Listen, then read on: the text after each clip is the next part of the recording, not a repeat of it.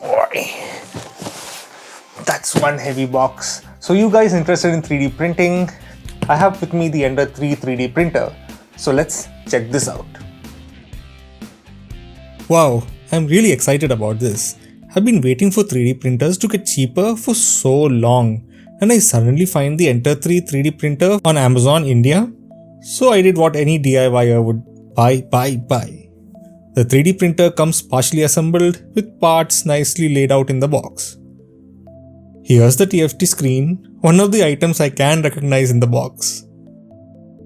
Here's the power supply. Make sure it's set to 230 volts, else it will be damaged when you power it on. I've heard of others having the switch at 110 volts, so do an initial check. There are lots of parts in the box. I'll just have the list scroll up on screen. I'll be speeding through the build as this is not a build tutorial. Required tools to put the printer together are included in the box, such as spanners, Allen keys, screwdriver, and a cutter. Some of these items are a pain to put together. I did need to watch a few tutorials on YouTube to understand what to do next.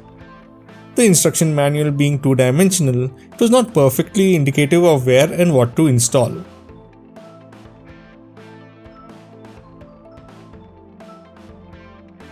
It took me well over an hour to put a 3D printer together.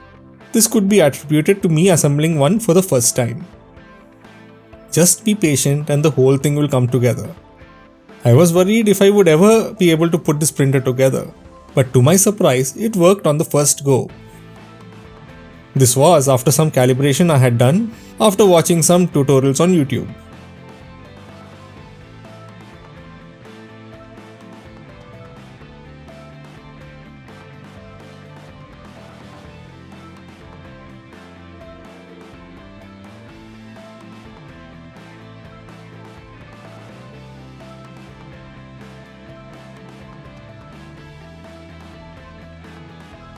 The printer spools have to be purchased separately, and I bought one in white and the other in grey. The spool is mounted on top of the printer before printing. The filament is loaded through the extruder, which feeds the nozzle. The printer extruder needs to reach a certain temperature before printing can start. The bed is also heated and is right now at 60 degrees centigrade, and the extruder is about to reach 200 degrees. This allows for the PLA to melt and flow down the nozzle. The printer is not very noisy, but it does make some noise. My first print was a dog, the model which was included in the microSD card provided with the printer.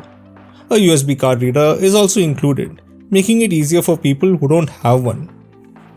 All prints take a long time, so patience is something you need with a 3D printer.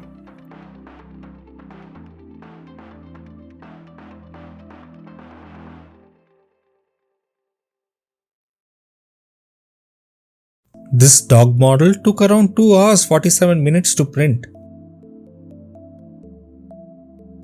This printer has a power outage resume function, but when I tried to print after one, it stopped at the correct location but did not resume printing.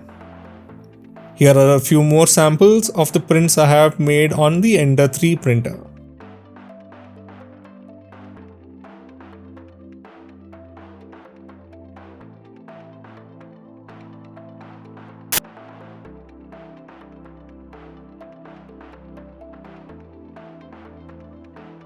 So if you are into DIY, the Creality Ender 3 printer is well worth its price at 15,399, which is not bad. The printer worked fantastic with only one misprint, mostly because I didn't place enough support below it and it fell. All others came out reasonably well, and I can wholeheartedly recommend this printer. Do note, this printer is more for tinkerers and DIYers, and if you're not keen on putting something like complex together, then this is not something for you. If you have any questions, do write into us at techandtalkingstuff.net or WhatsApp us at 96525 78833. So that's it from me. Thank you for watching and see you all next time. Make sure to like this video and also subscribe to the channel. Also make sure to click on the notification bell to be informed when new videos are added.